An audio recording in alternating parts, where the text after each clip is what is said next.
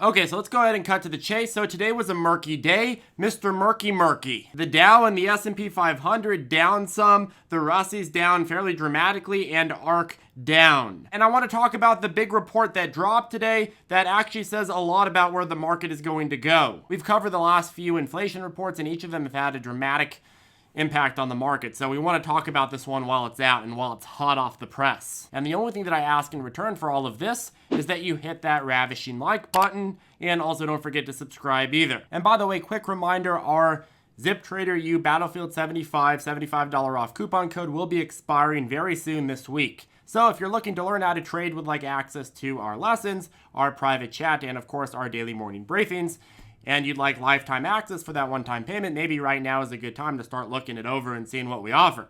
And I'll go ahead and put the link down below. Discount code or not, you're going to need to put in the work, and there's no getting around that. But there is some getting around that $75. Okay, let's go ahead and start. So let's catch you up really fast. So for context, in February, the tech sector, the ARK growth stocks, and pretty much every heavy growth-oriented retail stock took a massive sell-off and bludgeon, as well as, of course, certain parts of the broader market, and this was all because of inflation scares that were supposed to get out of control by summer, scared people into selling pretty much anything that was higher multiple, like tech, because when you have things that are forward-looking, well, they're more risky by extension, and when interest rates go up, it costs more money to borrow things, well, basically it costs more money to take on that risk. Of course, you also had a ton of margin and still have a ton of margin in the market. In fact, if you look at the broader market, margin has only gotten higher since February. And the Fed's projections back in February and March was that, yes, we're going to see rising inflation. Yes, it's going to pick up quite a bit, but it's going to be transitory in the sense that you're not going to keep seeing these exponentially increasing numbers. You're going to see it rise in the summer, and then you're going to start seeing it steady out. And of course, at ZipTrader, we aligned ourselves with the Fed's view that inflation is going to be transitory,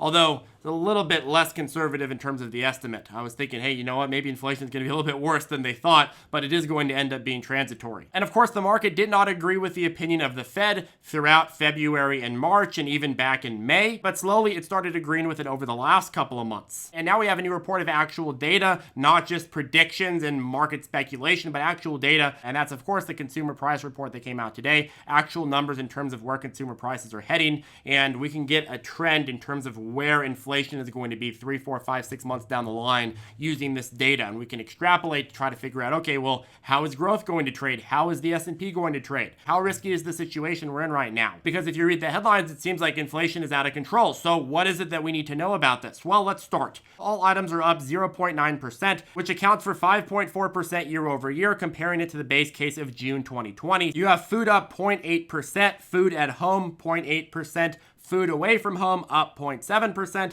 Energy, now here's a big jump, up 1.5%. So back in my projection on the reports that we had a couple months ago, as well as last month actually, we talked about how the sector was going to account for some of the ripple effect of supply chain issues such as that pipeline hack 2 or 3 months ago, some of the other supply chain issues, as well as a dramatic rise in demand for energy this summer. And of course, some of the ramifications for how OPEC handled the COVID energy crisis. And those predictions have come true. You have indeed seen prices climb up. Pretty obvious, though, that was going to happen, so I'm not trying to pat myself on the back, although I will physically pat myself on the back because, you know, that's Charlie for you. Always trying to pat himself on the back. Going down to gasoline, all types, you have a rise coming off of 2 months of drops. Negative 1.4 in April 2021, 0.7, negative 0.7 in May, and then a 2.5% rise in June 2021. When you're looking at this report, when you start thinking about numbers in terms of 1.5% up or more, that's when you're starting to see a little bit more of that hot inflation. When it's over 2% and you're gearing into 2.3, 2.4, 2.5, you're in very hot inflation territory here. Those are the big parts that are pushing up that average. Go down to commodities, 2.2% growth, new vehicles, 2% growth. As you know, the new vehicle market has been experiencing a ton of turbulence this year because of the chip shortage, some labor shortages, and just overall supply chain issues. And while new car prices are fairly sticky, which means that manufacturers, when they introduce a car to market, they tend to keep the price of the car for that model year the same. And when it does get adjusted, it adjusts in increments, right? You don't have the Honda Civic fluctuating 20 to 30% in price, a new Honda Civic off the lot fluctuating 20 to 30% in price because of supply and demand.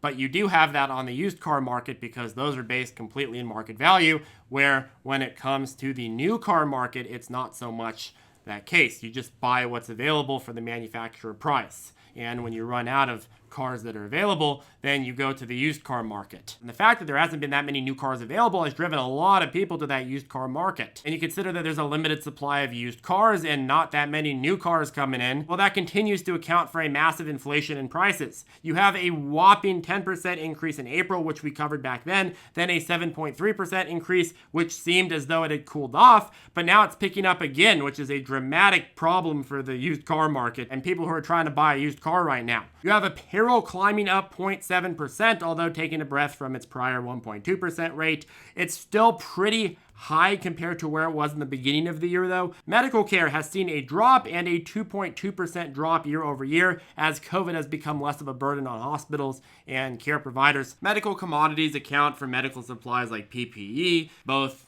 over-the-counter and under-the-counter pills, and such and so forth. So we've seen some cooling off there. Services in general on a steady rise, shelter 0.5%. Transportation services up 1.5%. Keep in mind that this includes airfare, and as airliners bounce back and the tourism industry starts to get back on its feet, or in the sky, I should say, when it comes to airports, well, you're starting to see airfares climb as well. And of course, June encompasses that Memorial Day weekend where there is a ton of people going out and flying. So there you see transportation prices increase. Medical care services unchanged. Okay, so let's talk about the trend of this and the takeaways here. So first of all, a big reason that the average price here is at 0.9 overall and has increased from the last month is thanks mostly to the used car and truck market, the new car market, and the transportation costs. CNBC did the math and found that if you got rid of used cars, new cars, lodging, and transportation services, the core CPI would have only risen 0.18% month over month, which would have been like nothing. But Charlie, couldn't you just remove everything from the report and there's no inflation at all? What's the logic behind removing data? Well, think about this for a second. Let's just take the biggest sector right now in terms of price increases. Used car and trucks. This is a sector that is having the biggest impact in terms of skewing the data and the average for the entire data set. Yet, it is a sector that has some of the least day-to-day implications for the average consumer. Think about what the average consumer buys every day. Food, shelter, gasoline, commodities, services. Maybe you buy apparel once every couple weeks or once every couple months. If you're Charlie, you buy 5 shirts that all look the same, and then you just have them for life. But how often are you going out and buying a new car or truck or a used car or truck? Not very often, maybe once every few years, probably even more than that, maybe once every 5 years. So the day-to-day implications of price inflation on this chart isn't exactly equal. If food was going up 10% month after month after month, that would be a disaster. Everyone would be panicking. But because it's used car and trucks, it doesn't have as much of a direct impact on the day-to-day, so it's not cause for just massive panic, although it has the same impact on that average by bringing it up dramatically. At the same time, it's also transitory. When manufacturing starts really taking off, and we're starting to see some signs of that already, when manufacturers can start delivering more and more cars, well, that's when you're going to start seeing this go down again.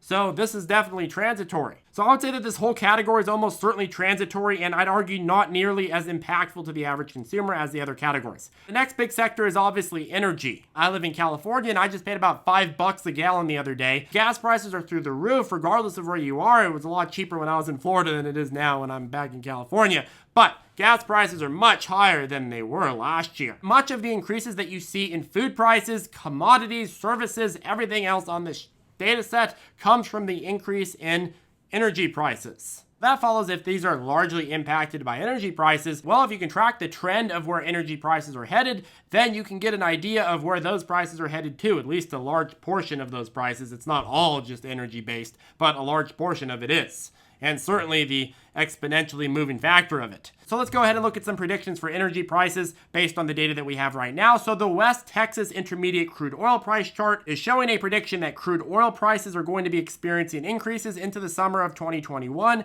and then trend down into the fall and into 2022 before hitting a plateau later on. You look at the monthly retail regular gasoline, the gasoline we buy at the station for personal use, you see indications of a dramatic rise in 2021, a peak sometime in the summer, July, August, and then you see it fall back into 2022 before hitting a lower plateau at an average of around $2.75 a gallon from a 2021 height at like $3.25. And you look at most energy sector trends and you see the same predictions. Now, There's a million different factors here, and this is just based on the data that oil manufacturers have right now and energy manufacturers are dealing with right now. But I think that you look at all the data sets we have right now and it says, hey, energy price increases are transitory. And you consider that the inflation report is largely fueled, no pun intended, by rising energy prices, as well as the used car market explosion. And it's like, hell yeah, this inflation report looks pretty damn hot, but the two major factors are looking to be very, very transitory. Come September, October, and November, if you still continue to see energy prices go up, and as relation to that, you still continue to see food prices, services, commodities, and whatnot also trend upward and accelerate, well, that's when I would start worrying. But right now, based on the data that we have, it seems like the Fed's projections have been right. So, hey, this isn't a bad report. Anyways, folks, that caps off the video. If you have any questions, feel free to reach out to us below or join us on ZipTrader Circle. And of course, quick plug, if you'd like to learn how to trade, would like access to our private chat and daily morning briefings where we brief on all the biggest catalysts each and every morning, well, I'll go ahead and put a link to ZipTrader U below. But folks, please only join us if you're going to commit yourself to the process. Practicing paper trading with every single concept and then never giving up when times get tough. The program was thoughtfully created to give you a process to learn and grow, but if you don't complete the structure and dedicate yourself to doing every single lesson and doing it as and completing it as designed, then you're not going to get anywhere. When I buy something, I make sure that I'm going to get my money's worth out of it. So I expect you to do the same. And if you'd like to take the leap and join us, I'll go ahead and put a coupon code in the description below. Battlefield75 will get you $75 off before checkout. You just put it in the little add coupon code spot before checkout. And if you're wondering what broker to trade these stocks on, we always like to send new traders over to Webull. I'll put a link to them below as well. And signing up and depositing with the link below will also get you some free stocks. Anyways, have a great day and I'll see you in the next video.